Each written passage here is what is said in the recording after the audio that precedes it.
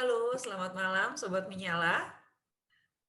Selamat datang di webinar, sharing session dari Financial Fitness Classes hari ini dengan tema Work Hard, Make Your Money Work Harder for You. Aku lihat udah mulai banyak nih ya yang join, tapi kayaknya masih akan naik terus nih Sobat Menyala lain yang mungkin belum join di malam ini. Oke. Sebelum kita mulai, mungkin aku mau perkenalan dulu. Salam kenal semuanya, namaku Nasyira Ines Kirana, biasa dipanggil Ines. Aku akan menjadi Nyala Financial Fitness Buddy atau MC di malam ini, teman-teman. Saat ini saya juga masih berusaha untuk konsisten nih, supaya kita bisa meraih financially fit bareng-bareng. Jadi nanti teman-teman jangan malu-malu ya jika mau sharing atau misalnya ada yang mau ditanyakan. Pokoknya di sini kita belajar bareng-bareng deh teman-teman. Di chatnya juga udah rame nih dari penjuru Indonesia ya katanya nih. Datang ya dari Lombok, ada dari Bekasi, Makassar, Bandung. Wah, ini kayak WIB, WITA sama WIT kayaknya ngumpul semua di sini. Semoga hari ini kita bisa mendapatkan ilmu dan bisa belajar bareng-bareng ya, teman-teman. Nah, sekali lagi mungkin teman-teman yang udah pernah ikutan, udah tahu financially fit dari dari Nyala itu ada apa aja. Nah, kita di sini itu programnya kita sebut solusi nge-gym finansial. Ada beberapa nih yang bisa teman-teman fasilitas yang kita berikan, ada financial fitness check up di website, lalu juga ada komunitas Menyala. Di sini juga teman-teman sudah bergabung ke komunitas kita, jadi kita bisa financially fit bareng-bareng. Ada website Ruang Menyala, tempat teman-teman daftar kelas hari ini. Di situ nanti kalau teman-teman udah buka, udah explore, di situ teman-teman bisa belajar lewat video, lewat podcast, lewat artikel, banyak deh, ada guidebook juga yang bisa teman-teman unduh secara gratis. Lalu nanti akan ada financial fitness gym nih teman-teman. Jadi kita udah ketemu virtual, pengennya sih nanti bisa nge-gym finansial bareng nih di ada venue yang sudah akan kita sediakan. Nanti info lanjutnya akan kita beritahu ya. Nantikan financial fitness gym kita. Dan yang pasti program-program financial fitness classes, kelas-kelas yang memang kita adakan setiap minggunya dan squad. Oke, jadi apa sih yang bikin FFC Financial Fitness Classes itu berbeda dengan kelas-kelas lainnya? Karena di sini kita akan menyajikan 1001 topik di mana yang sesuai sama masalah kamu. Ada 80 kelas loh. Lalu teman-teman juga praktek langsung di tempat. Jadi pembelajaran akan kita praktekkan dengan masalah sebenarnya dari salah satu atau mungkin nanti beberapa teman-teman yang lain yang ingin sharing gitu. Lalu curcol tuh boleh, tapi diulang jangan ya, karena kita sama-sama belajar dari curhatan satu sama lain supaya nggak mengulang kesalahan yang sama. Dan yang pasti ada bimbingan abis kelas loh. Jadi teman-teman bisa lanjutin nih perjalanan financially fit-nya dengan konsultasi bersama financial fitness trainer. Nanti akan aku jelaskan nih caranya tuh gimana sih bimbingan abis kelas itu. Nah, mengenai topik hari ini, work hard, make your money work harder for you. Kita tuh kalau why-nya yang pertama, kenapa sih masih banyak kenapa sih masih banyak orang yang masih merasa sulit untuk memiliki pendapatan pasif? Lalu what-nya apa aja sih yang termasuk pendapatan pasif? Dan how-nya bagaimana cara kita memiliki pendapatan pasif? Dan pasti kita juga akan memberikan tips and trick buat Sobat Menyala untuk bisa mulai memiliki pendapatan pasif mulai dari sekarang. Nah, hari ini aku nggak sendiri, yang pasti aku ditemani sama 2 orang nih. Yang pertama, kayaknya teman-teman juga udah pada tahu, ada Pak Win. Halo Pak Win. Halo, halo Ines. Halo. Ya, Pak Win udah muncul nih videonya. Ya, Pak Win ini nama panjangnya Pak Cokro Wimantara gitu. Tapi orang-orang pasti taunya Pak Win aja gitu ya, Pak Win terkenalnya gitu kan. Iya benar, pada tahunnya Pak Win. Namanya Pak Win ya. Ya, Pak Win ini adalah seorang entrepreneur, investor, dan juga edukator nih di Indonesia, co-founder juga dari Karta ya, Pak ya. Oke, Yes. sip. Nanti kita lanjut lagi. Nah, selain Pak Win, aku juga ditemani sama Kak Widya. Kak Widya ini nyala financial fitness trainer kita. Halo Kak Widya.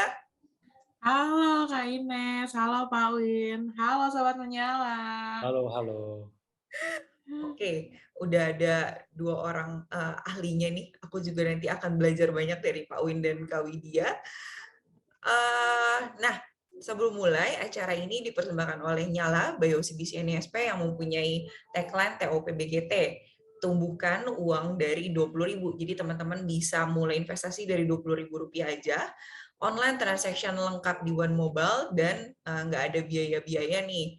Promo di mana-mana, dari mulai cashback 10%, terus belajar tentang finansial seru juga bareng-bareng di komunitas Menyala, dan juga bisa gratis financial fitness check up di website. Nanti dicek ya, FFCU itu apa. Nah, untuk teman-teman hari ini yang mau join untuk menjadi nasabah di Bank OCBC NISP, kita ada hadiah cashback hingga 1 juta dan juga eksklusif Menyala Kit X Monster. Jadi jangan ketinggalan ya promo-promo menarik dari kita. Nah, masuk ke tema hari ini, work hard, make your money work harder for you.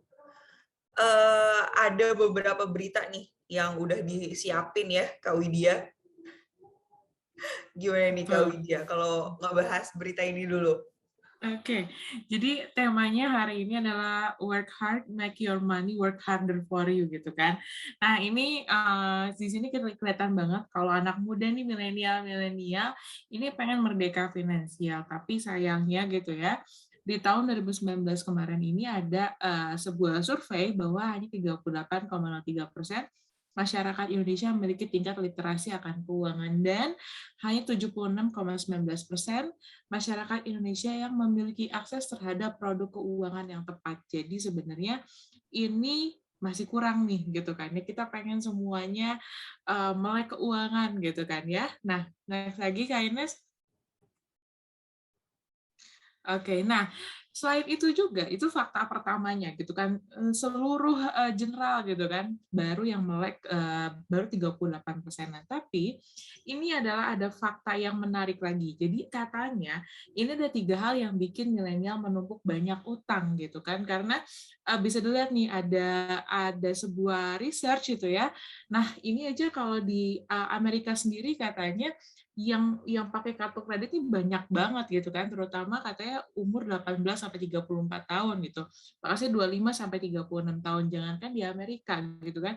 Dan hal ini pun terjadi juga di Indonesia gitu, karena banyak juga dari generasi milenial yang sering mengeluh kekurangan uang katanya. Gajinya selalu terpakai, habis gitu kan, untuk apa? Hiburan, kebutuhan hidup. Terus kalau gajian lagi, uangnya dipakai untuk hiburan lagi gitu kan, terus cycle-nya gitu terus. Nah, ternyata faktanya lagi, next lagi, ini ada 3 pengeluaran katanya yang bikin millennials ini susah banget untuk mengatur keuangannya gitu. Yang pertama adalah jajan kopi yang banyak banget. Katanya ini bisa menghabiskan sampai 30% gitu kan dibanding jumlah investasi yang dilakukan gitu ya. Lalu di sini juga dilihat bahwa millennials ini juga banyak belanja sepatu nih ya. Yang suka belanja sepatu nih, yang sepatunya ada banyak nih, ada 11 gitu, ada nggak di sini? Karena di sini faktanya gitu kan, 75% wanita ini katanya memiliki 20 pasang sepatu gitu kan. Sementara pria katanya 12 pasang, padahal yang dipakai cuma 1 atau 2 aja gitu ya. Oke, next lagi. Nah, ini adalah pengeluaran yang terakhir, yang katanya di sini mungkin rasanya kayak, oh pengeluaran kecil-kecil kok, tapi ternyata lumayan juga. Gitu. Jadi ternyata ini pengeluarannya katanya sering banget beli celana jeans yang katanya berkisar 500 sampai 800.000. Padahal kalau misalnya di sini teman-teman memutuskan untuk lebih hemat lagi, tidak mengeluarkan untuk pengeluaran tadi tuh kopi, sepatunya nggak usah banyak-banyak gitu kan, jeansnya cukup aja gitu satu, nggak usah banyak-banyak. Ternyata di sini teman-teman bisa menghemat 10% dari pendapatannya untuk digunakan untuk keperluan lain atau misalnya disimpan sebagai tabungan atau investasi gitu ya. Oke, next lagi. Nah, di sini ya, tadi millennials banyak jajan gitu kan ya, pengeluarannya banyak, tapi cita-citanya pengen berhenti kerja jadi karyawan. Tapi dengan habit kita yang seperti itu, kapan nih kita bisa mulai punya pendapatan pasif? Nah, mungkin di sini ada di sini sobat penyala yang mungkin ngerasa kayak, oh bener juga tuh ya, pengeluaran-pengeluaran itu, atau malah ada pengeluaran lain lagi nih, yang bikin yang bikin lebih banyak nih pengeluarannya. Tapi cita-citanya pengen punya pendapatan pasif nih. Ada nggak sih di sini? Oke. Aku juga langsung mikir nih, Kak. Kayaknya Gimana? kayak tertampar juga gitu ya. Terus ada pertanyaan ini. Oke, mungkin di sini teman sobat menyala ada yang mau sharing ya. Boleh teman-teman yang mau sharing boleh tunjuk tangan dulu terkait dengan tema hari ini. Nanti dari kita akan tunjuk dan teman-teman boleh unmute, tapi jangan lupa juga teman-teman nanti kalau misalnya ada yang sharing jangan ada yang menginterupsi ya. Jadi kita gantian sharingnya, terus juga menggunakan kata-kata yang baik ya. Oke, siapa nih yang mau sharing dari slide ini yang aku lagi tampilkan yang Kak Widya tanyakan? Katanya mau berhenti kerja, tapi dengan habit yang seperti ini, kapan bisa mulai pendapatan pasif? Di sini ada Kang Muhtam nih. Kang Muhtam katanya ada banyak katanya. Boleh nih Kang Muhtam, kalau mau sharing? Bisa dimunculin deh videonya mungkin. Boleh sebentar Naikin kali ya. ya. Kang Muhtam, halo. Sebentar kita cek Kang Muhtam. Halo, maaf ya, aku Halo. nggak on cam. Halo. Halo. Oke. Jadi gini, ini kan apa? Malam Pak Win. Malam. Halo. Ya gimana ya, soalnya kan gaji seberapa yang keluar berapa itu udah bikin kayak table juga sih. Kalau pengeluaran bulan ini itu harus gini, terus yang ditabung kayak gini. Cuman banyak sekali godaan gitu Kak. Jadi akhirnya ya harus apa namanya? Kadang nyerah sama godaan juga gitu. Oke. Gitu sih. Kalau boleh tahu biasanya godaannya apa nih yang dirasakan sama Kak Muhtam nih? Gimana Kak? Maaf. Biasanya godaannya apa nih? Apa jajan online kah atau gimana Kak? Ya ada jajan online juga, ada hobi juga kayak gitu. Ya selain kebutuhan juga sih ya Kak, tapi yang jelas itu sih apa aku juga sedang menggelutin satu hobi kayak gitu dan Macem-macem ya. jadi banyak yang aduh ini gimana nih. Oke. Thank you Gitu. Kak Muhtam sharing-nya. Makasih. Ada lagi yang mau sharing ya, Kak Widya? Ada nih, kita Ada yang angkat tangan tuh panggil. ya, ada dua. Ada dua, Kak Dandi kali ya. Aku Oke, mau Kak Dandi. sebentar. Kak. Oke, silakan Kak Dandi. Malam. Malam. Malam Pak Win, Mbak Ines, Mbak Widya.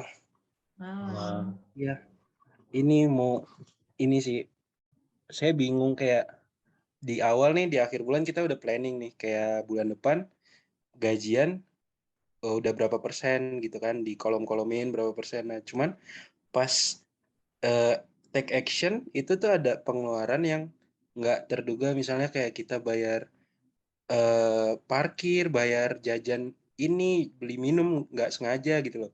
Nah, itu tuh masuk ke kolom yang mana? Sedangkan kan kalau kolom setahu saya itu ada ini, istilahnya kebutuhan, investasi, sama keinginan ya.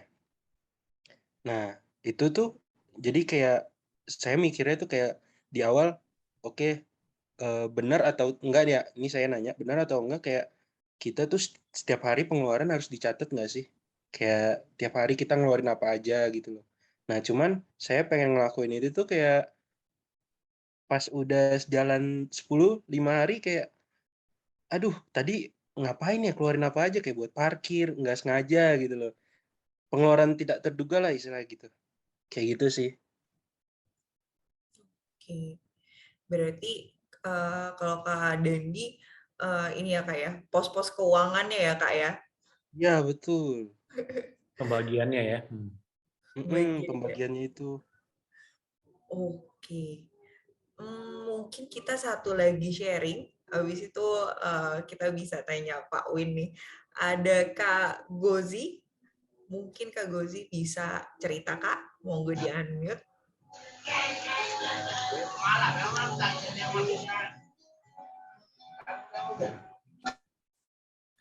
Halo. Halo, Kak Gozi. Ya, halo Mbak Ines, Mbak Widya, halo Pak Win. Halo. Iya, jadi gini Pak, Mbak, saya kan belum lama ini baru ekspansi bisnis F&B. Nah, saya mau nanya satu hal. Boleh nggak sih kita itu sharing ke setiap guru kita tentang omset kita di perusahaan tersebut? Sharing apa Mas? Hasil penjualan, omset. Omset, oke. Sharing kemana? Tentang keuangan perusahaan, hasil produk penjualan per minggu, per bulan gitu. Kan saya masih jadi pertentangan di pola pikir saya. Pantas nggak sih saya cerita gitu tentang omset penjualan di bisnis saya ini kepada kru-kru saya gitu. Oh, maksudnya diceritain ke dalam tim internal gitu ya? Apakah? Iya, betul. Betul, Pak Win.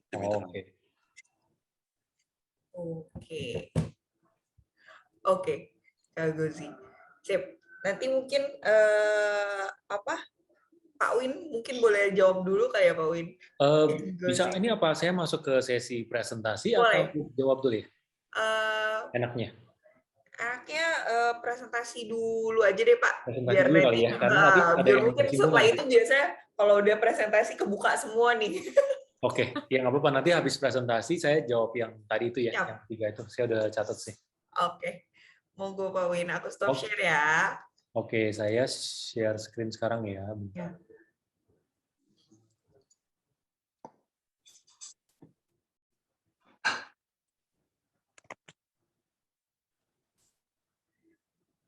Kelihatan? Sudah Pak. Udah ya? Ya. Oke, jadi topik kita hari ini kan bahasnya sebenarnya tentang pendapatan pasif gitu ya. Tapi sebelum masuk ke bagian pendapatan pasif, saya ingin sampaikan satu poin dulu ya untuk membuka pikiran teman-teman juga. Karena ini banyak yang pemikirannya seperti ini gitu ya. Jadi yang pertama itu adalah ada banyak cara untuk menarik uang. Ya, jadi kalau orang biasa berpikir cara untuk menarik uang ke kantong kita itu cuma 2. Biasa orang mikir, oke, kita kerja sama perusahaan, satunya lagi kita bisnis. Kalau kerja berarti kita lakukan apa yang disuruh, per bulan kita dibayar. Kalau bisnis kita bikin sesuatu, kita jual, kita dapat duit. Tapi sebenarnya di luar dari itu ada banyak cara untuk menarik uang dan juga dalam jumlah yang banyak. Ya kadang kita nggak pernah dengar ya kita nggak tahu, tapi ketika kita dengar kita tahu gitu ya. Makanya saya mau sharing. Ini semua cerita dari orang yang saya kenal. Ya, yang pertama itu cerita satu broker tanah. Jadi dari dia muda sampai dengan sekarang dia umur hampir 60. Kebetulan ini kenalan dari keluarga saya. Itu dari muda kerjaannya itu hanya broker tanah. Jadi dulu itu ketika zaman belum digital, dia catet-catetin semua tanah, terus tanahnya dia kolek semua sertifikat, dia menjadi broker ke grup properti besar. Itu dilakukan sampai puluhan tahun. Sampai ada satu titik, ada satu tanah di Jakarta, dia brokerin ke satu grup properti besar. Dan satu transaksi itu, dia dapat 100 miliar. Nah ini kan berarti ada satu cara di luar dari kerja, di luar dari berbisnis, bisa dapat uang banyak. Yang kedua, ini pensiunan. Ini juga kenalan dari kenalan saya. Pensiunan umurnya 50-an lebih, hampir 60. Dulu dia karyawan. kebetulan uang yang dia kumpulin itu udah banyak ya sampai di umur tuanya, ada yang dia alokasin untuk taruh di bisnis. Jadi ada yang dia taruh di saham, ada yang dia taruh di bisnis. Di tahun 2013 ada satu startup founder ketemu sama dia. Startup founder ini mau kumpulin dana 10 miliar totalnya. Dia taruh 1 miliar di saat itu. Dia taruh 1 miliar 2013. Tahun 2015 masuk ke 2016, startupnya itu dapat pendanaan gede banget. Nah, di saat pendanaan gede itu, investor yang awal semuanya dibeli, di buyout. Uang dia yang 1 miliar ini jadi 40 miliar. Kali 40 tuh. 2 tahun dapat 40 miliar, di luar dari bekerja di perusahaan, di luar dari berbisnis. Satu lagi yang ketiga, ini orangnya nggak saya kenal, tapi saya tahu, saya cukup observasi. Jadi ini konten kreator yang memanfaatkan gap antar negara. Jadi seperti yang kita tahu kan ada TikTok ya. TikTok lagi lumayan naik di semua negara, tapi TikTok di China namanya Douyin.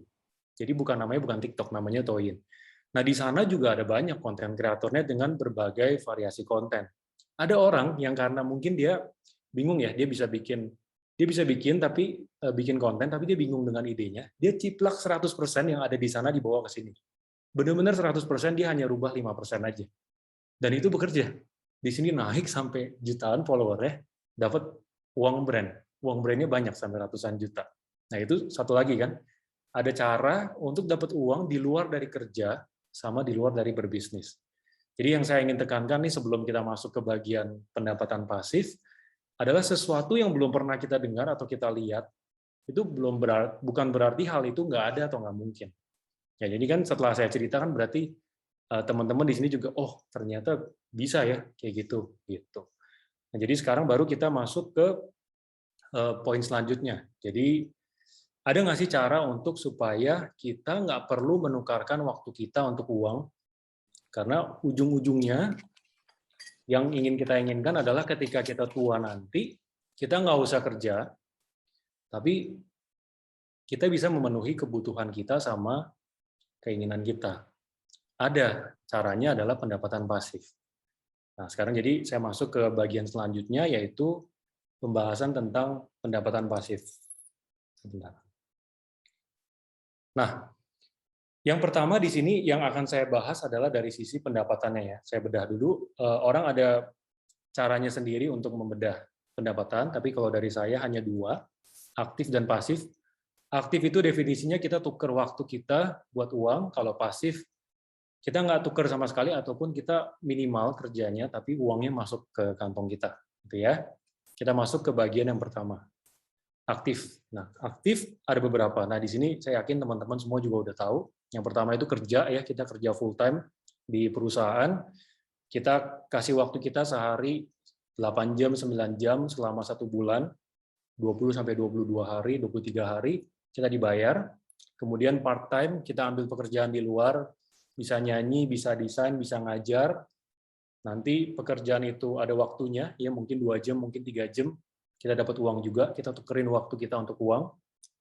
Kemudian yang kedua, pebisnis. Ya, kalau pebisnis itu sebenarnya ada 2 role-nya. Yang satu itu sebagai karyawan di bisnisnya, jadi ngambil gaji per bulan. Yang satu sebagai pemegang saham. Jadi menikmati dividen bisnis setiap beberapa waktu, bisa setiap kuartal ataupun setiap tahun, tergantung dari bisnisnya. Ya. Dan ini termasuk juga dengan dropship, reseller, dan affiliate marketing. Semuanya kita tukar waktu kita untuk dapat uang. Yang ketiga, ada juga dari endorsement iklan, ya. Ini untuk konten kreator, jadi bikin konten secara rutin, nanti personanya menarik brand-brand tertentu untuk datang, dan akhirnya bisa beriklan. Ini juga sama, masih menukarkan waktu untuk uang. Nah, mungkin ada banyak lagi di luar dari ini, tapi ini saya tulis di sini supaya untuk sebagai referensi aja, jadi teman-teman juga paham gitu ya. Intinya adalah menukarkan waktu untuk uang. Ya, kita masuk ke yang kedua, pasif. Nah, bagian yang pasif ini juga orang cara membedahnya banyak ya. Ada yang bilang, oke, kalau pasif itu ada portfolio income, ada non-portfolio income. Ya, ada cara membaginya itu beda-beda. Nah, kalau saya hanya umum aja, pasif. Nah, kita akan lihat satu-satu. Kita kan mulai dari beberapa yang portfolio income ya, yang biasa kalau orang bagi mereka bilangnya portfolio income. Yang pertama, kita lempar duit di deposito, di obligasi, nanti ada duit yang muncul dari situ sejumlah persentase tertentu setiap tahunnya atau setiap beberapa waktu gitu ya.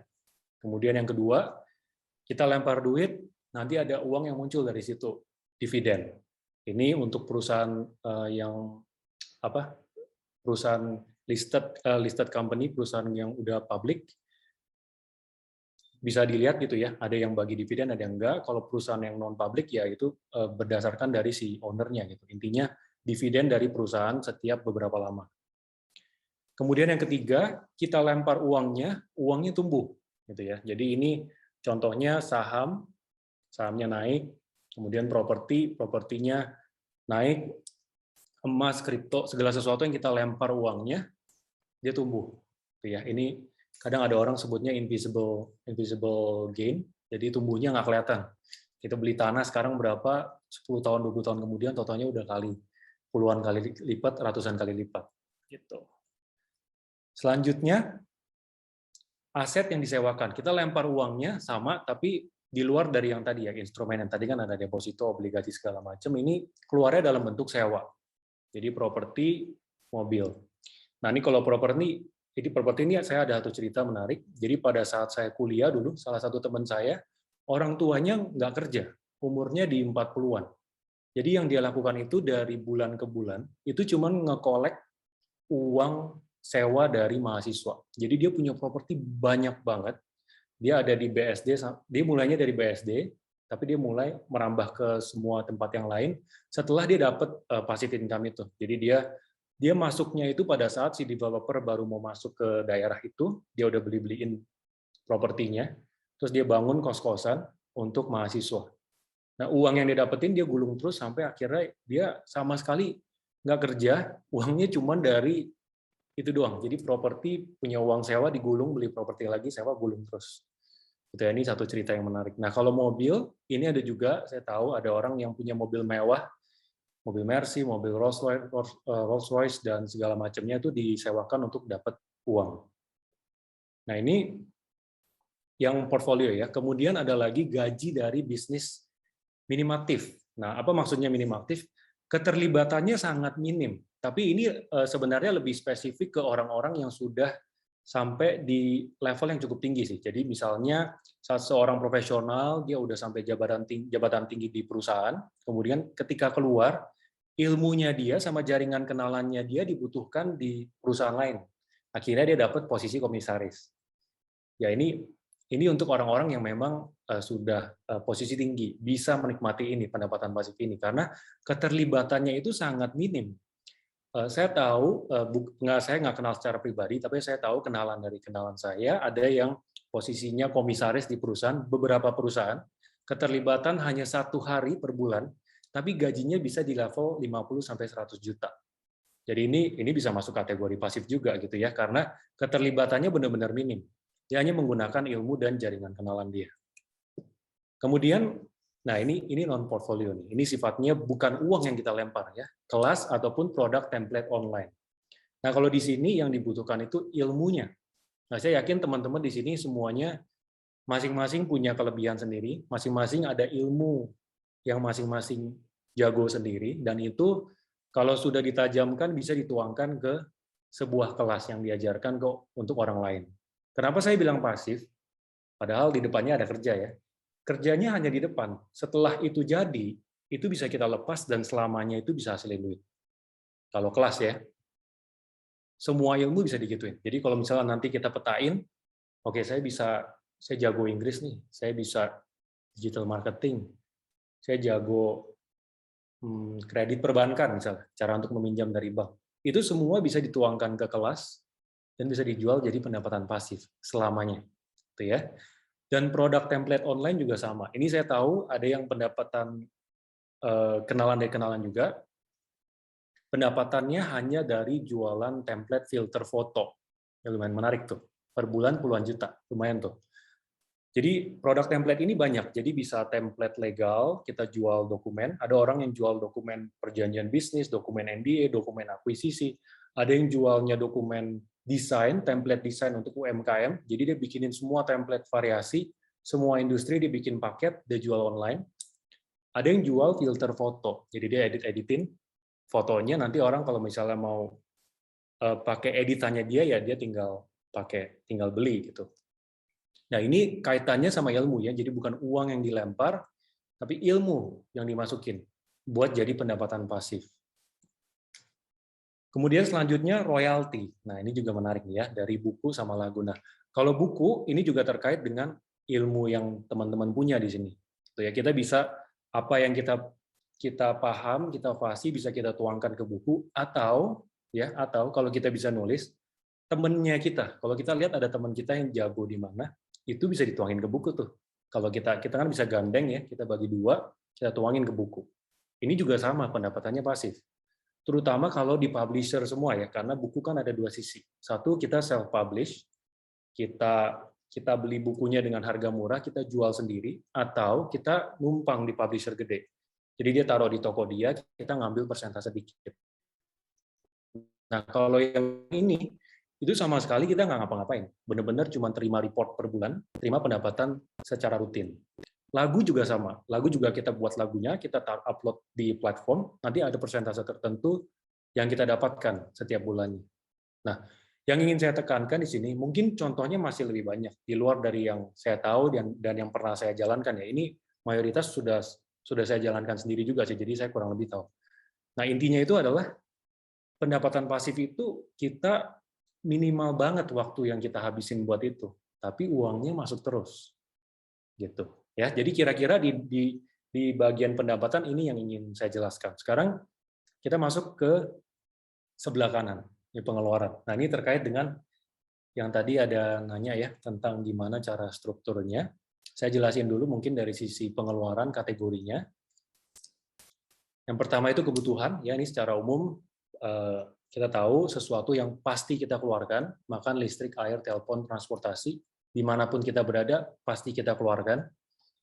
Kemudian yang kedua itu keinginan, ya ini keinginan yang karena gengsi ataupun karena keinginan pribadi aja gitu ya. Jadi jalan-jalan mewah, beli barang mewah, atau makan mahal. Ya maksudnya kalau makan sebenarnya makan yang murah, sehat juga ada. Tapi karena gengsi mau sama teman-teman jalan, ya udah makan yang mahal, ke restoran mahal. Barang mewah juga sama sebenarnya, pakai barang yang murah juga nggak masalah, tapi karena gengsi mau kasih lihat orang, pakai barang mewah. Jalan-jalan juga sama, karena benar-benar prinsipnya YOLO, yang nggak mikirin ini ya, you only live once, akhirnya jalan-jalan dengan jalan-jalan mewah gitu ya, naik bisnis kelas ke tempat yang mewah, padahal jalan-jalan ke tempat yang murah dulu juga sebenarnya happiness-nya sama gitu, senangnya juga sama. Oke, terus yang ketiga itu adalah pengeluaran produktif. Nah, ini yang paling penting. Jadi saya ingin teman-teman semua catat ya. Menurut saya ini kunci utamanya sih. Jadi dari semua jenis pengeluaran yang paling menurut saya perlu ditekankan itu produktif. Yang pertama adalah ilmu di kepala.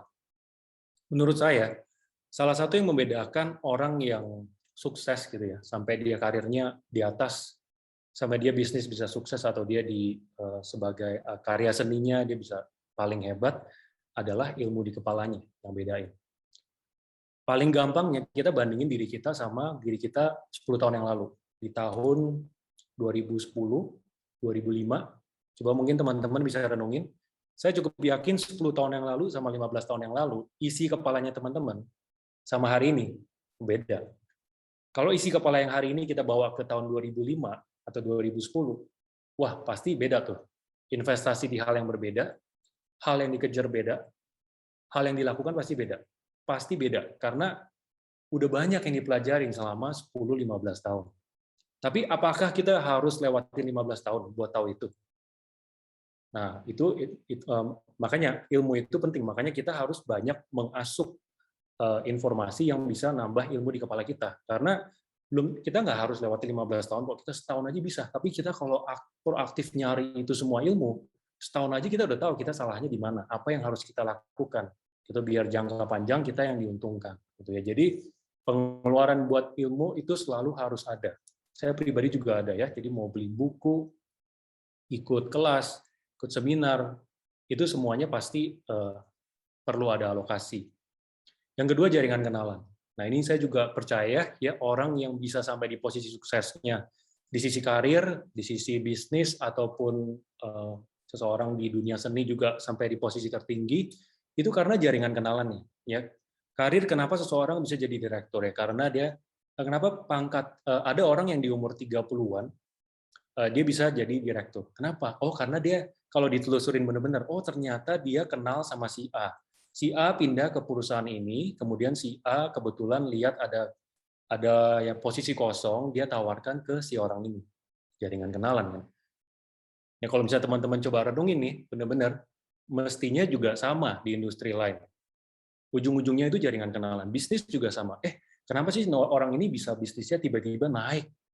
Oh, ternyata di saat tertentu dia dapat satu investor yang kenal ke supplier ini, bisa turunin kosnya. Di kita korek-korek, ujung-ujungnya dia kenal sama seseorang yang punya sesuatu yang bisa merubah dia punya jalan dari sisi karir, dari sisi bisnis, ataupun apapun yang dia kerjakan. Jadi yang kedua, kalau misalnya kita perlu keluarin uang dan itu bisa nambah jumlah orang yang kita kenal, makanya kita harus mau untuk keluarin gitu. Makanya saya setuju dengan perkataan dari Lee Ka-shing ya, satu konglomerat dari Hong Kong. Dia bilang semakin banyak kita berjabat tangan dengan orang baru, itu rezekinya kita makin kebuka, makin berlimpah datang ke hidup kita. Ya itu benar ya di segala aspek dari karir ataupun bisnis. Jadi teman-teman juga kalau bisa alokasikan untuk jaringan kenalan. Ya jadi kalau ada komunitas, komunitas pebisnis harus bayar nih, bayar aja nggak apa-apa.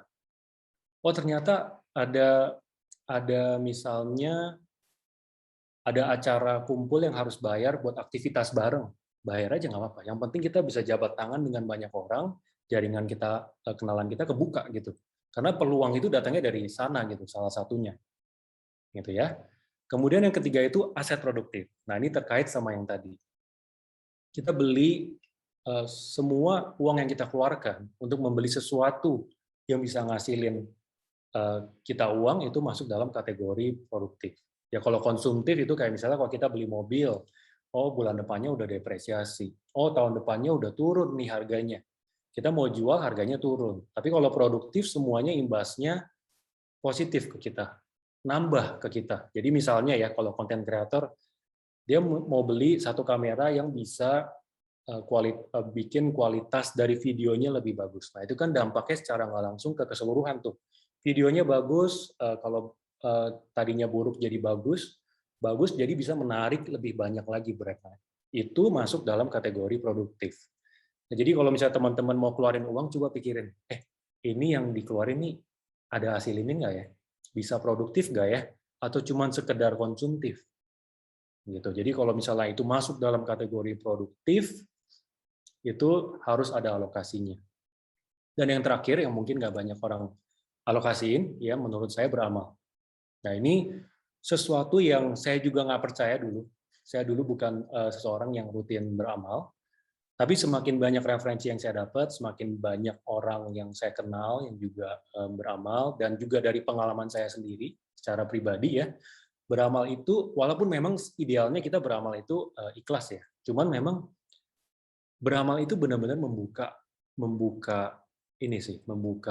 pintu rezeki ya. Jadi kalau misalnya kita ada rintangan di dalam sesuatu yang ingin kita capai, itu kadang nanti bisa kepikiran ide yang tiba-tiba sangat kreatif, tiba-tiba ketemu orang yang anyang-anyang nggak bantu kita, tiba-tiba dapat rezeki besar, itu semua datang gitu ya. Dan saya udah ngalamin sendiri, jadi makanya setiap kali saya sharing sama orang, saya selalu bilang, tolong ada alokasi untuk beramal.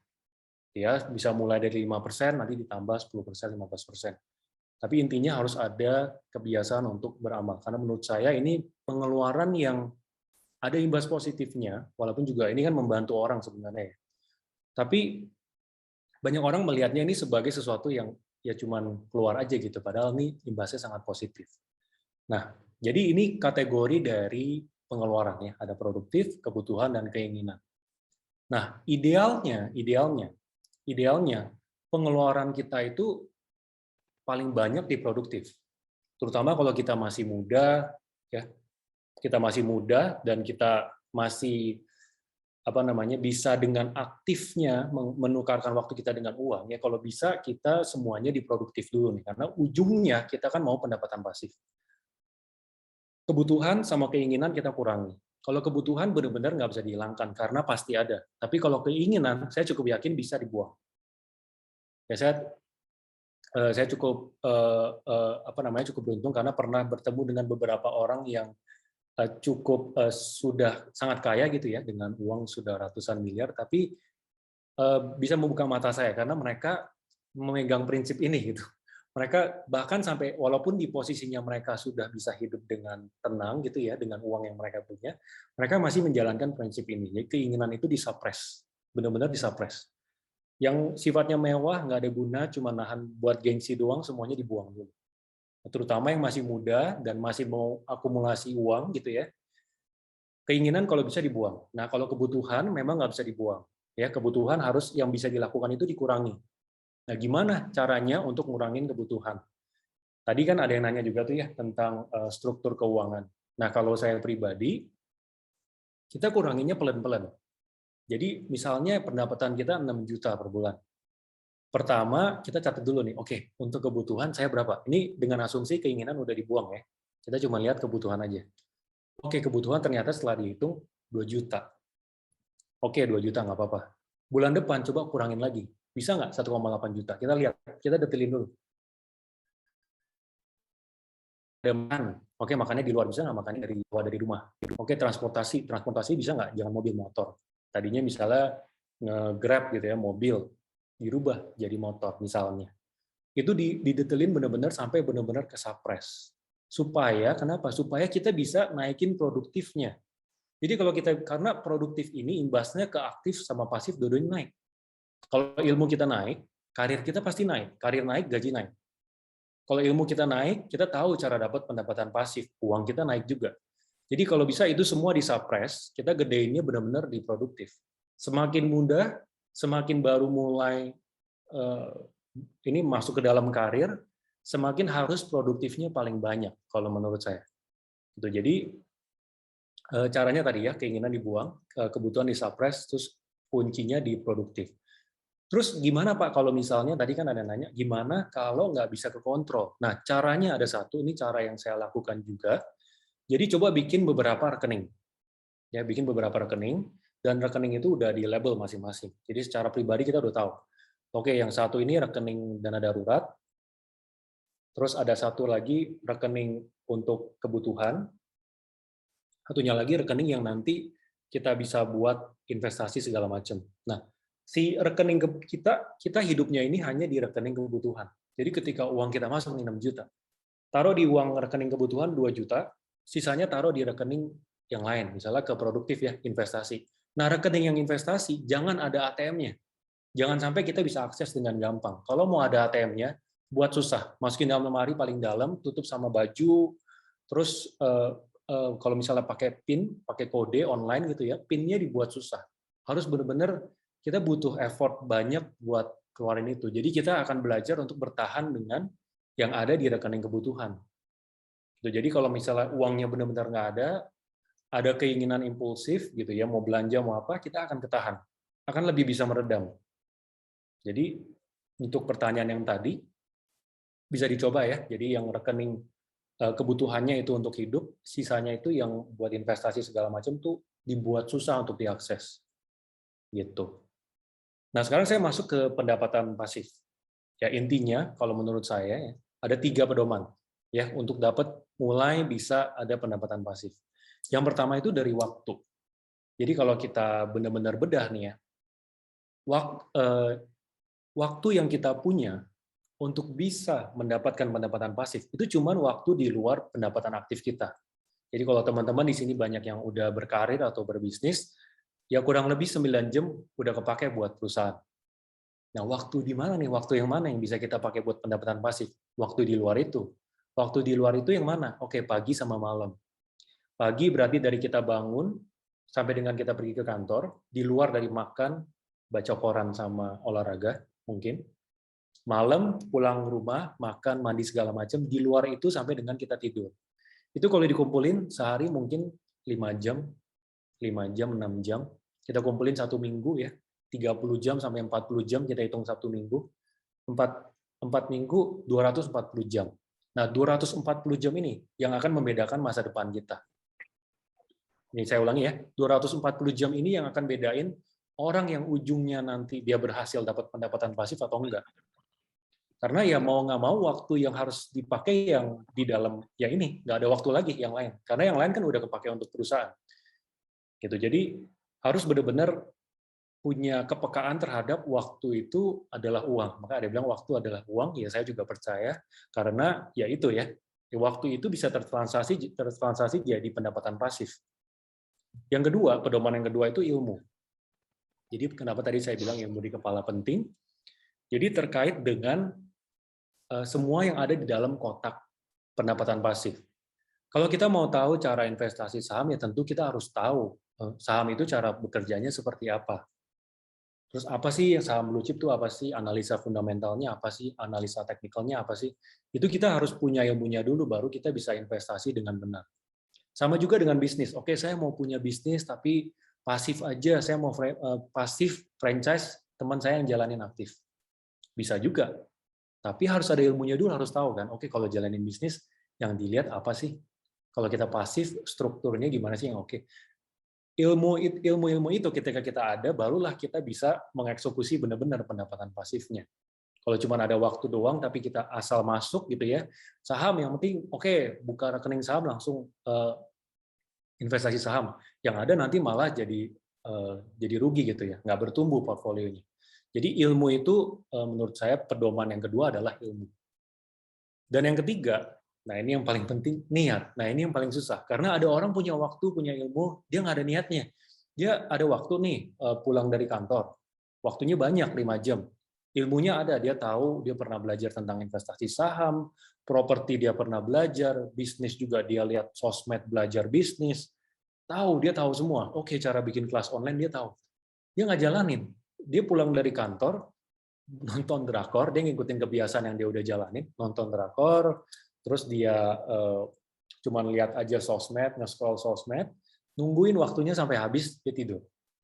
Nah ini makanya nomor 3 nih, niat yang paling susah. Kenapa susah? Karena banyak orang yang sudah nyaman dengan pendapatan aktifnya. Karena orang asumsinya hidupnya kan selamanya ya. Nggak ada yang benar-benar nyadar sampai, oh umur 55, 60 saya pensiun nih. Itu nggak banyak. Banyak orang yang nganggep ini selamanya, dia udah aktif nih, wah pendapatan aktifnya udah cukup. Misalnya dia dapat 6 juta. Kebutuhan bulanan terpenuhi. Keinginan terpenuhi, beli apa aja bisa. Nah makanya dia nggak mikirin lagi karena udah nyaman. Niatnya jadi nggak ada. Nah, ada orang-orang yang harus terpepet atau tertampar, baru dia niatnya muncul. Kalau tertampar itu maksudnya gini, jadi dia sampai direndahkan orang lain, maksudnya sampai orang lain merendahkan dia, tersakiti, baru dia muncul niatnya, oke, saya akan buktikan saya ada pendapatan pasif. Ada satu lagi orang yang terpepet. Terpepet itu maksudnya, oke, uangnya nggak ada di rumah, dia di rumah mau ada kebutuhan yang perlu dibeli, uangnya nggak cukup, sampai dia terpepet, baru nyadar, oh benar juga, berarti penting ya pendapatan pasif. Atau enggak 2 tahun lalu ini kan banyak ya yang kena layoff, dipecat dari perusahaan karena pandemi, pas terpecat baru dia nyadar, wah benar juga, pendapatan pasif penting nih, gue nggak boleh kayak gini.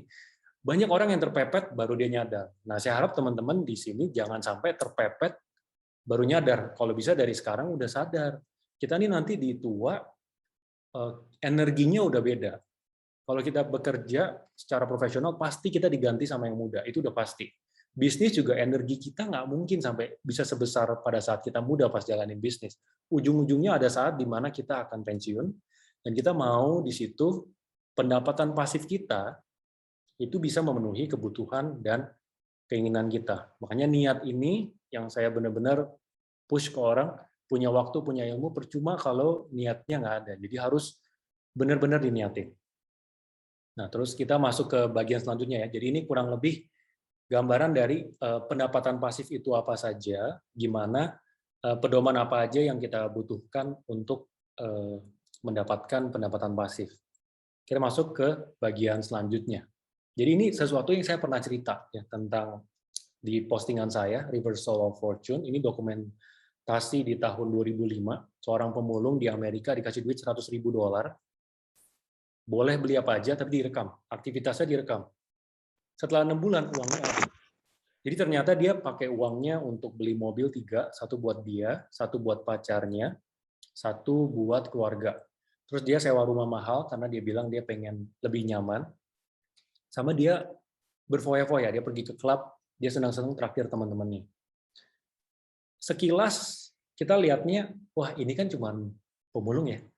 Maksudnya, ya ini kan cuman refleksi dari yang pemulung. Saya emang nggak kayak gitu. Tapi sebenarnya kalau misalnya kita refleksi ke kita atau teman-teman kita, kalau kita refleksi ke kita atau ke orang-orang di sekeliling kita, mungkin kita juga seperti ini. Karena ini analoginya adalah terhadap ketika seseorang dapat rezeki. Ya, coba teman-teman pikirin deh. Saya juga ada kenalan nih ya, dapat rezeki 3 tahun 4 tahun lalu pegang uang 5 miliar. Ya, 3 tahun 4 tahun lalu pegang 5 miliar. Lewat 3 tahun sampai dengan titik sekarang, dia malah jadi balik lagi ke posisi sebelum dia pegang uang itu. Karena uang itu sudah tertransaksi ke barang-barang mewah. Mobil mewah, terus dia beli jam mewah, semuanya yang mewah dia beli. Dia beli jalan-jalan naik bisnis kelas segala macam. Balik lagi ke posisi sebelum dia pegang 5 miliar itu. Ya sebenarnya kan sama ya dengan yang di dokumentasi ini gitu. Maksudnya dokumenter ini gitu. Maksudnya ketika dapat rezeki besar, orang yang nggak paham cara untuk ngelolanya, uang itu akan lepas lagi dari dia. Nggak tertranslasi menjadi sesuatu yang bisa jadi pendapatan pasif.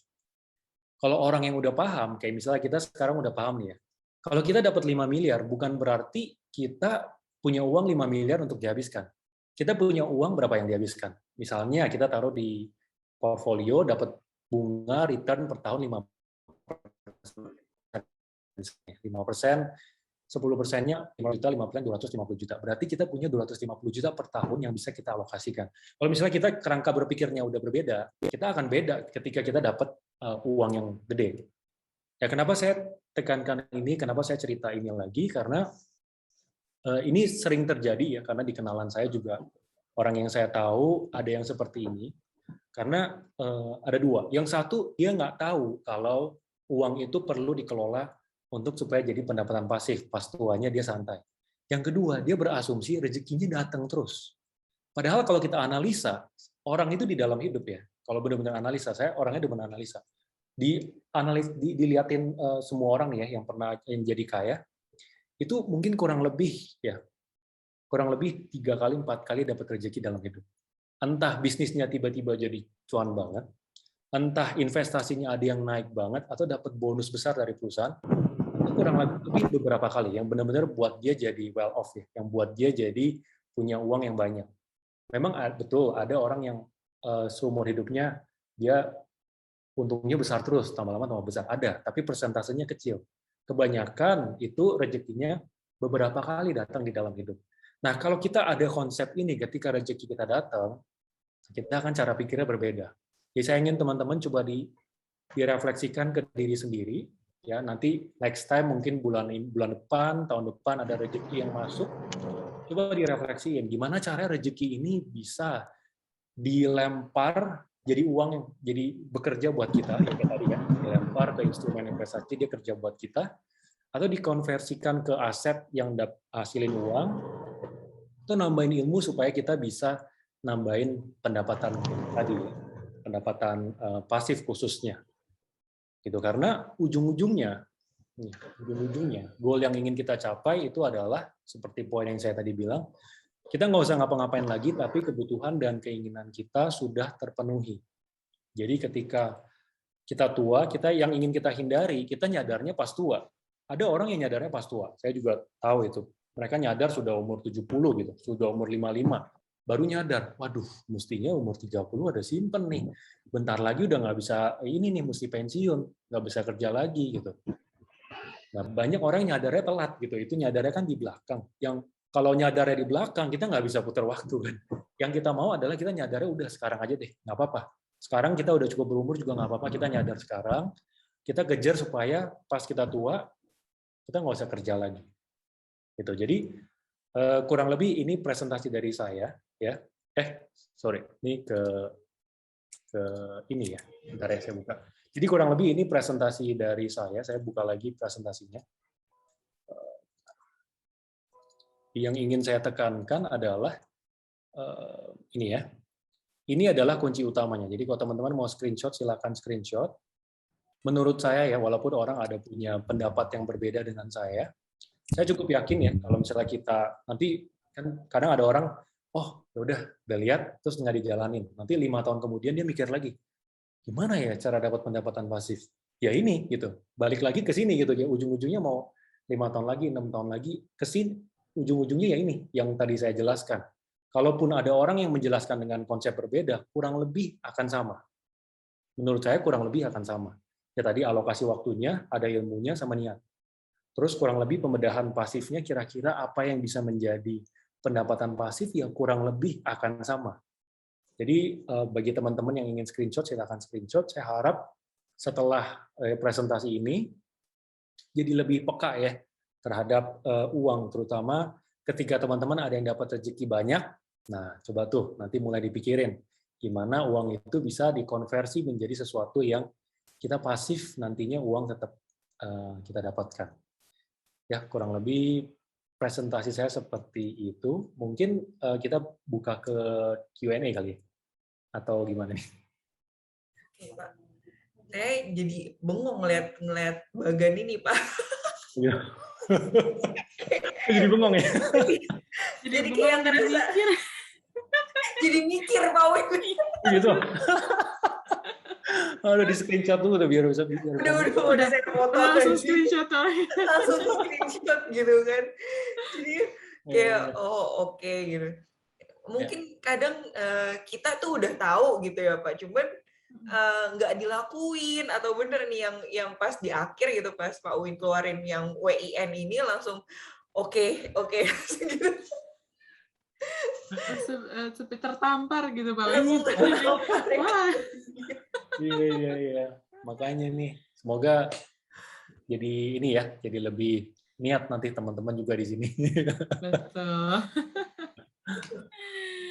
Oke, gimana nih Kak Widya, kita mau buka sharing, bukan sharing, mau ada yang mau tanya juga nggak apa-apa ya Kak ya, terkait dengan tema hari ini ya tentang pendapatan pasif mungkin teman-teman bisa raise, udah ada yang raise hand. Kak siapa? Kak Julfi kali ya kita. Kak Julfi tadi udah raise hand soalnya tapi belum ini ya. Boleh Kak Julfi. Boleh Kak. Halo, selamat malam Mbak, selamat malam Pak Win. Selamat malam. Langsung aja nih ke pertanyaannya. Saya tadi tertarik sebenarnya pas pembagian rekening itu loh Pak Win.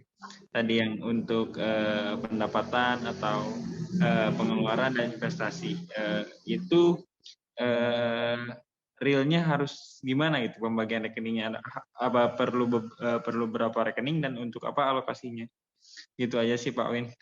Terima kasih ilmunya. Oke, langsung saya jawab atau tampung beberapa ya? Langsung saya jawab aja ya? Langsung Pak. Saya jawab ya. Oke. Kalau dari rekening, pembagian memang setiap orang pasti beda-beda ya. Tapi kalau saya coba kasih lihat strukturnya rekening yang saya buat ya. Satu, rekening darurat. Ya, rekening darurat, mungkin tadi saya belum jelasin ya, rekening darurat kenapa penting, yang isinya, tapi banyak coach lain mungkin juga udah jelasin ya, rekening darurat isinya 6 bulan sampai 12 bulan pengeluaran, supaya nanti kalau ada pengeluaran yang darurat, tiba-tiba kita harus mengeluarkan uang, kita bisa pakai uang yang ada di situ. Atau misalnya tiba-tiba kita keluar dari pekerjaan kayak tahun lalu pandemi banyak yang kena layoff sama perusahaan, ya uang itu bisa buat bertahan hidup gitu ya, paling enggak 6 bulan sampai 12 bulan yang harus kita keluarkan per bulan itu tetap bisa kita talang. Nah, kemudian yang kedua, yang jangka pendek. Kalau saya, yang kedua ini kebutuhan dan jangka pendek. Nah, kebutuhan itu adalah yang per bulannya akan saya keluarkan. Jadi kalau misalnya per bulan ini saya dapat 5 juta misalnya, kebutuhan saya misalnya 2 juta per bulan. Jadi rekening kebutuhan itu akan saya isi 2 juta. Dan yang saya akses untuk kebutuhan benar-benar dari situ doang. yang lainnya semua nggak saya akses. Nah, kalau saya pribadi, saya nggak sampai benar-benar kayak tadi kan saya bilang passwordnya disusahin gimana, karena saya udah bisa nahan gitu. Jadi saya nggak sampai seperti itu. Tapi kalau untuk yang nggak bisa nahan, di luar dari rekening ini, kalau bisa rekening yang lain, ATM-nya itu disusahin sama PIN-nya disusahin. Nah, rekening yang lain apa? Rekening yang lain itu rekening untuk investasi, sama rekening untuk yang kebutuhan udah pasti keluar dalam 1 tahun. Jadi kadang kalau misalnya kita di dalam perencanaan keuangan kita, oke, saya tahun depan mau nikah nih, misalnya. Terus kita akan keluar uang 50 juta nih. Udah pasti keluar, dalam 8 bulan udah pasti keluar. Itu sudah sesuai dengan budget. Nah, itu ada satu rekening yang nggak disentuh di situ untuk itu. Nanti entah di dalam sini bisa masukin reksadana pasar uang, entah masukin deposito, terserah. Tapi intinya sudah teralokasi di sini. Kenapa perlu dibagi gini? Kalau nggak dibagi, kadang bisa lupa kita ya. Kadang kita bisa lupa atau impulsif bisa ada dua nih, impulsif kepake atau impulsif investasi. Impulsif investasi ini yang bahaya nih. Kayak misalnya kemarin pada saat kripto naik, semua orang FOMO kan. Waduh, kripto naik. Kripto naik, masukin semua uang yang buat kebutuhan 8 bulan lagi juga masukin. Nanti baru tinggal tarik. Tahu-taunya nggak naik. Tahu-taunya pada saat mau dipakai, uangnya turun. 50 jutanya jadi 30 juta, kurang 20 juta. Nah, jadi makanya harus dibagi nih. Cuman memang setiap orang pasti cara baginya beda. Nah, cuman kalau saya baginya seperti itu. Ada rekening yang untuk dana darurat, saya lock sendiri, kebutuhan saya lock sendiri, jangka pendek sama yang investasi. Yang investasi jangka panjang ini yang akan saya pecah nih nanti. Ada masuk ke dalam saham, ada yang reksadana, dan yang lain-lain. Jadi kalau bisa sih dengan pemikiran sendiri ya, jadi nanti duduk dulu kira-kira, oh saya mau baginya seperti apa ya. Cuman inti utamanya, yang kebutuhan itu yang harus di-lock. Kita hanya menggunakan uang yang ada di situ untuk hidup. Gitu. Semoga menjawab ya. Baik, terima kasih Pak Win. Ya. Oke. Jadi juga selain juga udah dibagi rekeningnya, kalau bisa tuh yang namanya investasi di depan ya Pak Win, dibaginya jangan nunggu sisa ya. Nah, Iya. itu dia kebanyakan masih habis ya. gitu. Iya benar. Dulu tuh pikiran aku gitu, nanti deh masuk nabungnya atau masuk investasi kayak reksadananya tunggu sisa gitu. Dan ujung-ujungnya jadinya nggak ada sisa Pak Win. Jadi kayaknya emang harus di depan dibaginya gitu kan. Jadinya kayak udah tanggal, tadi mungkin ada yang curhat juga, tanggal mulai hari ke-10, hari ke-15 tuh udah berat tuh hidup tuh Pak Win. Udah mulai mengeluarkan kartu yang lain biasanya Pak Win nih. Udah 10 berat, hari sebelum udah berat, tapi jangan sampai rekening yang satu itu keambil gitu kan. Itu iya dia. benar harus bisa nahan. Benar. Makanya harus di-lock tadi kan. Betul. Oke, ada lagi kah yang mau bertanya atau sharing? Siapa nih? Siapa ya? Kita siapa ya? Kak Tommy? Mau Kak Darius, boleh silakan. Ya, Kak.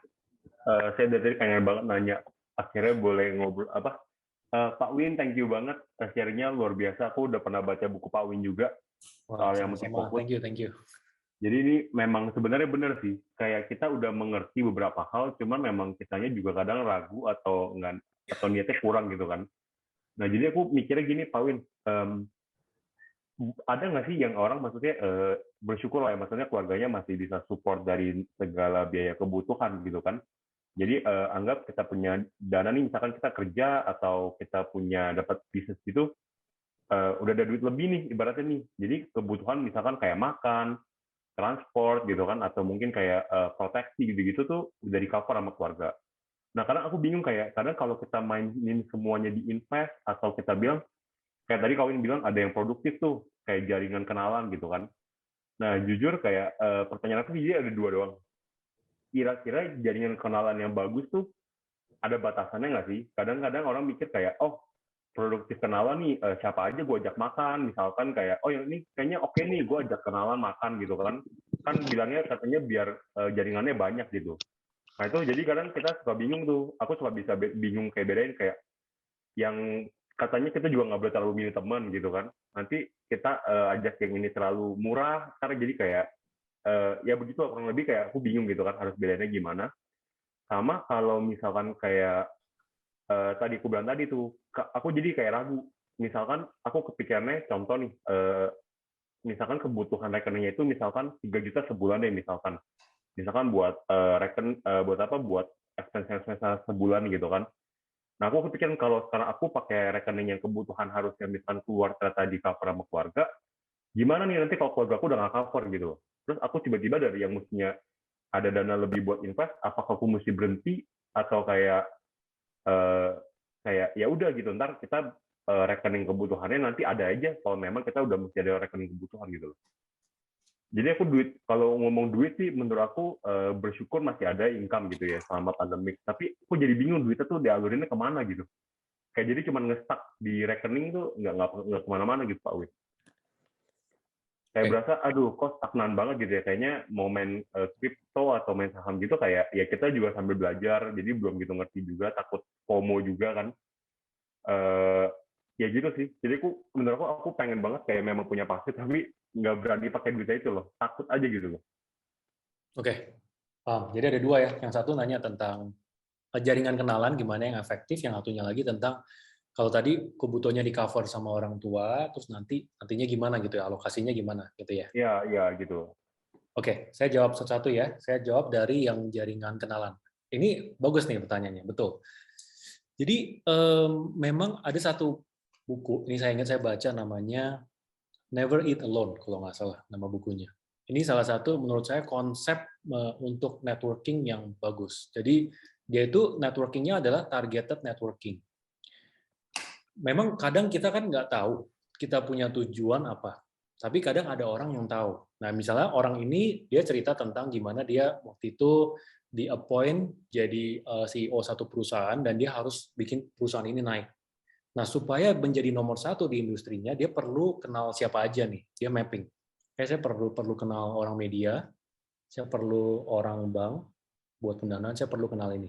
Setelah dia mapping, baru dia cari cara untuk supaya bisa connect ke semua orang itu. Idealnya kayak gitu. Tapi kadang kan kita nggak tahu nih, bahkan yang muda-muda saya yakin masih banyak nih yang belum tahu nih. Mau bisnis pun juga nggak tahu mau bisnisnya di mana. Nah, kalau bisa bukanya benar-benar buka lebar, cuman memang benar harus disaring. Saringnya dalam konteks apa? Pertama, saringnya dalam konteks positif dan negatif. Kadang kalau misalnya kita kelompokin ya dari teman-teman yang kita punya yang banyak, itu kita bisa bagi jadi dua. Ada satu kelompok yang istilahnya dampaknya itu ke kita negatif, yang satunya lagi positif. Negatif itu maksudnya ya, setiap kali kita keluar, munculnya itu selalu problem ngomongin orang sama bukan sesuatu yang berkaitan dengan yang positif. Ya coba dibedah deh dari temannya tadi Darius ya, temannya Darius juga. Coba dibedah. Yang satunya lagi itu imbasnya positif. Nah, tentunya pada saat kita berkenalan kita akan memperbanyak di sisi yang positif. Itu yang pertama. Yang kedua, baiknya memang kita berkenalan dengan yang lebih sukses dari kita. Jadi kalau pebisnis ya, terutama kalau pebisnis atau yang berkarir juga, kalau bisa orang yang naik karirnya lebih cepat nih kalau secara ini ya data ya, orang yang naik karirnya lebih cepat adalah orang-orang yang dia ada kenalan ke orang-orang yang di level di atasnya dia lebih banyak. Bisnis juga sama, dia bisnisnya lebih cepat yang dia kenalan di atasnya lebih banyak. Kenapa? Karena ada ilmu yang tertuang, ada koneksi yang terpakai, orang itu bisa ngebantu, kasih peluang. Gitu. Jadi kalau kita pebisnis, kita masih baru mau mulai bisnis, carilah teman yang punya bisnis. Kita punya bisnis, carilah teman yang bisnisnya lebih besar. Kalau ada kesempatan bisa ngajak dia makan, bagus, kita yang keluarin uang nggak apa-apa. Kalau ada kesempatan ikut komunitas, bayar pun nggak apa-apa. Yang penting kita bisa masuk dalam komunitas itu. Berkarir juga sama. Kalau bisa kita cari yang lebih dari kita. Jadi bukannya meninggalkan pertemanan kita, tapi kita kadang kan orang bilang, wah berarti kalau nambah milih-milih gini saya ninggalin teman saya. Oh bukan ninggalin pertemanan ya, tapi kita lebih meluangkan waktu untuk menangkap jaringan kenalan yang di luar ini nih, supaya peluangnya juga datang ke kita. Memang kalau belum ada tujuan yang spesifik, harus buka lebar-lebar. Benar-benar semua ya kita bergaul dengan semua, karena kita nggak tahu siapa jadi apa gitu ya, siapa jadi apa di masa depan. 10 tahun, orang kira 10 tahun itu nggak bisa perubahan banyak. Tapi dari saya refleksi ke 15 tahun sampai 10 tahun lalu, orang-orang yang dulunya bukan siapa-siapa dan sekarangnya ternyata menjadi orang yang besar, wah itu banyak banget. Itu baru dari saya. Saya yakin dari teman-teman di sini kalau refleksi ke diri sendiri juga banyak pasti.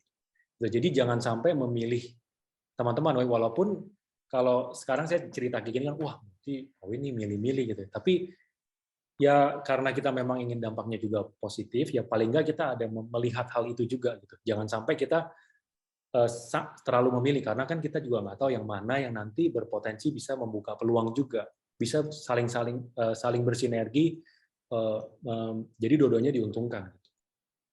Kemudian yang kedua, itu yang pertama ya, yang kedua dari sisi investasi. Betul, banyak orang yang dari keluarga sudah ada privilege ya, jadi dari sisi makan, tempat tinggal, semuanya udah ada. Jadi uang yang dia dapat itu benar-benar uang untuk istilahnya bisa dipakai untuk keinginan. Nah, gimana caranya kalau tadi udah nyadar terus mau dicobain ke produktif, pelan-pelan satu-satu. Tetap harus satu-satu. Tadi kan ada singgung tetap, oh saya mau kripto, saya mau saham. Mungkin di luar dari mau coba itu semua, belajar dulu nih. Kalau punya portfolio investasi itu seperti apa sih? Oh ternyata ada profil resiko loh. Saya tuh orangnya bisa nggak sih dengan resiko fluktuasi saham, kalau investasi saham, dengan kripto, bisa nggak sih saya nahan? Atau lebih baik saya 90% di reksadana pasar uang, atau lebih baik saya 90% di obligasi. Nah itu mesti tahu dulu tuh sebelum nyemplungin uangnya ke dalam instrumennya, jadi sesuai. Ya jangan sampai cuman belajar satu aja, oh saham, terus udah semuanya dicemplungin ke saham. Karena kan kita nggak tahu nih kita punya profil resiko seperti apa. Nah kalau saya buat tahu profil resiko, cara gampangnya adalah uang itu pada saat kita taruh, berapa jumlah uang yang kita taruh yang kita nggak kepikiran. Jadi misalnya nih, saya taruh di kripto saham 10 juta, coba tes. Nah, kepikiran nggak malam pada saat dia naik turun? Nggak kepikiran, naikin 50 juta. Nah, kepikiran 100 juta. Oke, udah mulai kepikiran. Nah, berarti kurang lebih di situ tuh takarannya. Karena idealnya, jangan sampai investasi kita ngeganggu pekerjaan utama kita. Nah, banyak banget orang yang salahnya di sini. Dua-duanya jadi amburadul. Di sini juga belum begitu paham investasi, di sini kerjaan lagi padat.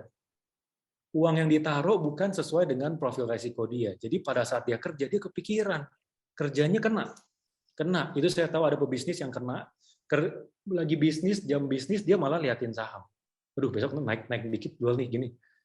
Kerja juga sama, lagi jam kerja dia malah liatin saham. Gitu. Padahal idealnya, kalau kita konsepnya berinvestasi, kita taruh, apapun turun, kita per bulan udah ada takarannya, kita mau investasi berapa, di mana. Kita paling reviewnya per kuartal atau per tahun, gitu, per 3 bulan, per 6 bulan, ataupun per tahun. Nah, jadi benar-benar harus dipahami dulu sih dari sisi perencanaan keuangannya, portfolio itu seperti apa, baru nanti alokasi spesifiknya. Jadi jangan langsung lihat satu, langsung investasi sih. Nah, terus kembali tadi ke sisi kebutuhan, ya kalau misalnya nanti udah hidup sendiri, misalnya terus orang tua juga udah nggak cover, ya tentunya kan ada porsi kebutuhannya, itu nggak apa-apa, tinggal disesuaikan sih. Yang penting uang yang sekarang nih jangan sampai nanti terbuang ke instrumen yang beresiko tanpa pemahaman, uangnya malah jadi rugi besar gitu di situ. Dan kita bukan masuk dalam kategori yang profil resiko itu. Yang ada nanti malah jadi trauma dan nggak mau ke situ lagi. Karena banyak orang ya, kayak misalnya, wah, gue udah masuk kripto nih, pas kemarin FOMO, turun 50%, selamanya nggak mau.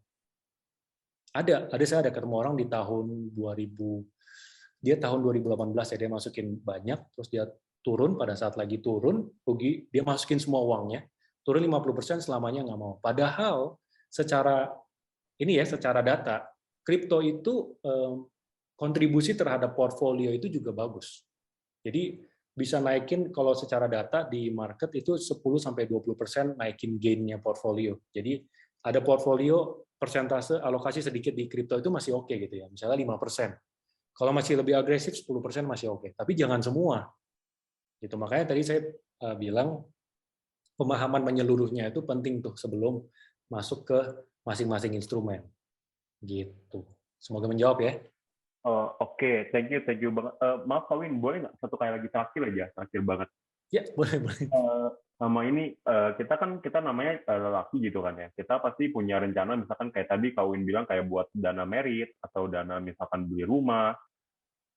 Itu kan jujur kan kita kan mesti rutin nabung untuk mencapai sebuah titik kan. Ya. Nah itu kan kadang kita bilang misalkan contoh saya bilang saya mau beli nih misalkan DP mobil di 1 tahun ke depan. Ya. Sedangkan kan ada yang namanya inflasi atau seperti apa gitu kan. Nah justru kadang yang bikin kita ragu nabung itu karena kita nabung di situ. Kira-kira nyampe nggak ya benar sesuai yang kita bilang kayak di misalkan kayak tiba-tiba misalkan harga mobilnya tahun depan naik lagi gitu. Terus kita udah nyambung capek-capek, ya nggak kecapek lagi gitu maksudnya kan. Jadi itu ada keraguan di aku sendiri kayak gue nabung ini mendingan di bank aja nggak ya yang lebih aman tapi setiap bulan konsisten gitu dibandingkan kayak kan tadi kayak Kawin bilang nih di investment mungkin di reksadana atau di apa sesuai kebutuhan. Nanti mungkin aku bakal pelajari lebih detail lagi sih kira-kira yang mana cocok itu oke banget. Cuma ada tips nggak Kawin buat kayak kalau kita mau buat masa depan gitu mungkin yang buat umur 30 misalkan 5 tahun lagi gitu buat mau merit atau apa tuh ada tipsnya nggak ya buat kita itu? Ya, oke. Nah ini bagus nih. Tadi saya belum singgung ya masalah. Kalau saya pribadi saya juga pecah kan ya. Ada yang namanya jangka pendek, jangka panjang. Kenapa dipecah? Karena jangka panjang kemungkinan besar di instrumen yang lebih bisa menghasilkan lebih banyak dalam jangka panjang. Tapi kalau yang jangka pendek itu untuk kebutuhan yang kira-kira nih 1-2 tahun ke depan ini akan dipakai. Nah makanya setiap tahun itu perlu ada kita duduk terus kita lihat. Oke, kurang lebih tahun depan ada nggak kebutuhan yang ini bagian dari hidup saya nih. Saya akan nikah. Saya misalnya mau beli mobil yang oke lah, nggak usah sampai mewah, tapi oke gitu.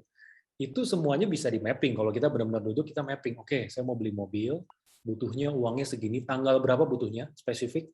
Tahun depan, bulan Maret, tanggal 30. Oke, tulis. DP-nya segini, kurang lebih cicilan segini. Kenaikan mobil setiap tahun tinggal dicek aja ya. Wah, kurang lebih bisa naik berapa ya? Masukin semuanya di situ. Tadi misalnya mau nikah juga semuanya masukin. Nah, nanti tinggal dihitung dengan apa di Excel tuh namanya hukum dengan itu ya korelasi waktu dengan uang. Jadi future value dan present value nanti tinggal bisa di Google future value present value dengan asumsi kita investasi di satu instrumen tertentu, kita asumsi kita punya uang berapa yang kita alokasikan, kita butuh berapa sih returnnya buat sampai itu kita akan dapat gambarannya. Nah, jadi setelah dihitung tetap dengan menggunakan struktur yang tadi saya ceritakan. Jadi kalau misalnya jangka pendek 1-2 tahun akan ditaruh, ya jangan taruh di instrumen yang pasti naik turun gitu kayak saham gitu ya. Banyak orang oke, all in saham. Saya tahun depan mau nikah butuh 200 juta, saya all in 200 juta saham. Totalnya pas butuh sahamnya lagi turun, itu blue chip padahal. Nah, turun tinggal 80 juta, jual rugi demi nikah. Padahal setahun sebelumnya dia udah tahu. Seharusnya taruhnya di mana? Oh, reksadana pasar uang lebih cocok. Oh, ternyata obligasi lebih cocok. Maksudnya itu harus dibedah tuh. Jadi jangan sampai kita salah ya, salah taruhnya. Yang jangka pendek mau dipakai sama jangka panjang tuh beda. Ya, jangka panjang misalnya untuk yang pensiun ya itu udah pasti kan kita long term nggak akan kita sentuh di saham misalnya. Nah, terus yang jangka pendek ya nanti kita sesuaikan, jangan di saham gitu, di instrumen yang lebih bisa liquid dan kemungkinan turunnya itu lebih less likely ketika waktu itu datang gitu. Semoga menjawab ya. Oke sih. Lebih jelas. Thank you Pak Win, thank you. Sama-sama. Oke. Kali ini aku mau lihat chat sih ya, mau lihat ada yang nanya di chat kah ya, biar aku pilih salah satu. Tadi ada, coba ini, ada Raka Suwardana. Kalau baru bisa profit jualan 1 juta per bulan, gimana cara nambah income untuk mahasiswa yang belum ada pengalaman nih Pak, dengan investasi in high risk atau buat iklan bisnis ya, awam banget nih, katanya Raka nih Pak Win pertanyaannya. Oh, jadi income-nya sekarang? 1 juta per bulan dari bisnis ya, Kak, mungkin bisa kasih bisa tahu diangkat dikit. ya, jadi pin gitu. Saya nggak lihat pertanyaannya. Wait, sebentar apa gue? Raka Suwardana. Mungkin aku Oh, oke. Aku Nggak bisa ya? ketik ulang ya. Aku ketik Oke, ulang ya, Pak ulang deh, Win. boleh. Ya, biar di bawah ada. Oh, gimana Oke deh, cara Pak Win. nge-backup untuk mahasiswa belum ada pengalaman Kak dengan buat iklan bisnis ya? Oke, oke paham. Oke, jadi sekarang baru bisa profit jualan 1 juta per bulan. Nah, ini berarti kan sudah mulai berbisnis nih. Sebenarnya bagus nih. Tinggal dibedah tuh, pasti bisa dibedah. 1 juta per bulan itu dari jualan apa tuh? Gimana caranya supaya bisa jadi 5 juta per bulan, 10 juta per bulan. Ini masih penting nih, udah bisnisnya udah jalan, sudah ada pemasukan. Tinggal dipikirin gimana caranya supaya bisa naik dari 1 juta jadi 5 juta, jadi 10 juta. Ya, kalau misalnya ini udah ada nih satu pintu yang kebuka, nah ini satu yang saya mau tekankan juga ya, fokus gitu ya, fokus. Kalau bisa satu difokusin dulu, sampai satu titik baru kita ngegali yang lain. Jangan sampai kayak gini kita baru bisnis, 1 juta per bulan, coba dropship deh, dropship 2 juta per bulan, coba lagi. Itu nanti ketika fokusnya terpecah, nggak kemana-mana. Jadi kalau dengan kasus yang ini, ya kalau nanti itu semestinya bisa dianalisa. 1 juta per bulan itu, kenapa nggak 5 juta per bulan? Kenapa cuma 1 juta? Apa mungkin jualannya masih ke teman-teman doang? Apakah secara sosial media sudah ada? Nah, kalau dari saya, kalau bisa fokus dulu di satu. Jadi satu itu udah naik, baru pertimbangan yang lain buat pendapatan pasifnya ya. Kalau yang lain, balik lagi ke tabel yang saya tulis di sini, ilmu apa yang bisa kita tuangin buat jadi sesuatu yang kita jual online, atau mungkin kalau sekarang masih belum ada semuanya, bisa kerja part-time dulu. Nggak apa-apa, aktif dulu, tukerin waktunya untuk uang. Nanti uang itu bisa kita investasikan ke yang produktif buat bisa mulai nambah yang pasif. Gitu sih. Oke. Thank you, Pak Win, jawabannya. Nah, selanjutnya kita hold dulu pertanyaannya. Aku pengen tahu sih kalau misalnya dari Trainer Widya nih, ada insight apa nih Kak terkait dengan tema hari ini? Oke, Bisa ini di-share ya. Oke, siap-siap. Ini seru banget bahasannya. Aku pun ikut ini ya, ikut terbukakan juga nih. Jadi memang benar banget yang harus diperbanyak juga memang sebenarnya ilmu juga harus diperbanyak. Salah satunya mengikuti kelas-kelas ini juga sebenarnya salah satu cara loh gitu kan. Nah, jadi ini saya mau share. Ini udah kelihatan ya? Aman ya? Sip. Oke. Sebentar. Nah, oke. Oke, jadi apa sih sekarang saya tadi udah tahu nih ya pendapatan pasif itu apa, terus gimana caranya gitu kan. Nah, tapi kita suka melewatkan satu hal, yaitu kita nggak pernah ngecek keuangan kita. Kenapa?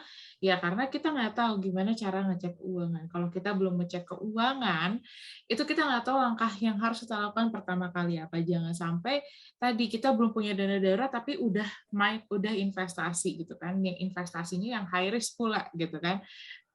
Ternyata di tengah jalan investasinya turun, dia lagi ada musibah, nah ini akan mau ngambilnya dari mana nih gitu kan. Akhirnya kalau nggak ngerti perencanaan keuangan, nggak ngecek dulu, dia pasti ujung-ujungnya akan ngambil utang. Nah, that is why kita harus coba financial check up. Nah, jadi sebelum investasi, sebelum punya pendapatan pasif, coba dicek dulu.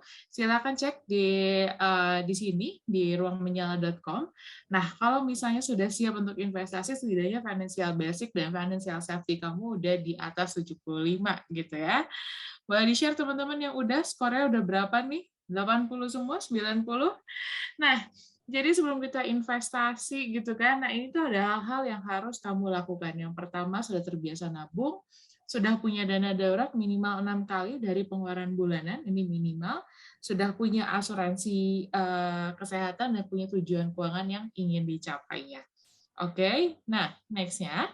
Nah, sekarang tadi udah dijelasin sama Pak Win, keren banget gitu ya. Nah, ini gimana caranya supaya kita bisa mengumpulkan passive income. Nah, seperti tadi yang Pak Win bilang juga, harus ada nih gitu kan tujuannya, bikin dulu gitu. Nah, ini juga sama. Misalnya, kita punya pendapatan pasif 5 juta per bulan. Misalnya kemarin nih dengan return SBR, obligasi yang kemarin, return-nya 5,1%, ini berapa sih kita harus investasinya. Ternyata kalau misalnya return 5,1%, kita harus berinvestasi sebesar 1,3 miliar untuk mendapatkan keuntungan setiap bulan 5 juta rupiah. Nah, terus pertanyaannya selanjutnya adalah, dari mana kita dapetin 1,3? Nah, ini teman-teman, ini juga nanti kalau misalnya teman-teman mau, ini juga teman-teman bisa dapatkan Excel-nya, caranya gampang banget, tinggal follow @ruangmenyala, langsung DM, Mincuan, aku mau Excel kelas malam ini. Jadi nanti ketahuan, oh ternyata kalau kita mau dapat 1,3 miliar gitu ya, nah kita harus investasinya berapa lama sih gitu kan, dan berapa sih yang harus diinvestasikan gitu. Jadi ketahuan kalau 120 bulan investasinya 12%, oh harus sekian nih investnya. Kalau misalnya 8% harus sekian nih investasinya. Kalau cuma 5 tahun aja harus berapa sih investasinya. Nah, ini bisa kelihatan gitu ya.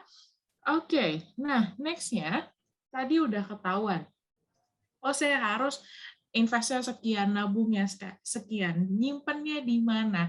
Nah, ini investasinya itu kita pilih tools-nya gitu kan, yang berdasarkan tujuan keuangan teman-teman di sini. Tadi yang jangka pendek benar banget, jangan disimpan di instrumen yang memang resikonya tinggi, karena dalam 1 atau 2 tahun ke depan kita nggak tahu nih gitu kan apa yang terjadi di instrumen tersebut. Jadi kalau 0 sampai 1 tahun bisa ke deposito, tabungan berjangka, reksadana pasar uang. Kalau jangka menengah, biasanya sekitar 2-5 tahun bisa di obligasi, reksadana pendapatan tetap, reksadana campuran. Kalau di atas 5 tahun masih panjang, bisa ke saham, ke reksadana saham, dan reksadana pasar uang. Dan di sini teman-teman, produk-produk ini sebenarnya teman-teman bisa didapatkan juga dari One Mobile. Kenapa? Karena kita ini dinyala gitu kan, kamu bisa mendapat kenyamanan dalam berinvestasi dan mengurangi kecemasan dalam mengelola uang. Siapin dana darurat cuma di satu aplikasi, ada rekening, ada reksadana pasar uang, nggak usah ke aplikasi lain, cukup satu aja. Terus kita gampang banget menumbuhkan uangnya. Terus juga kita juga bisa kalau misalnya tadi lupaan, yang tadi takut konsumtif gitu kan ya, ini langsung aja set automatic transfer gitu kan, dan mau lihat detail transaksi juga bisa banget.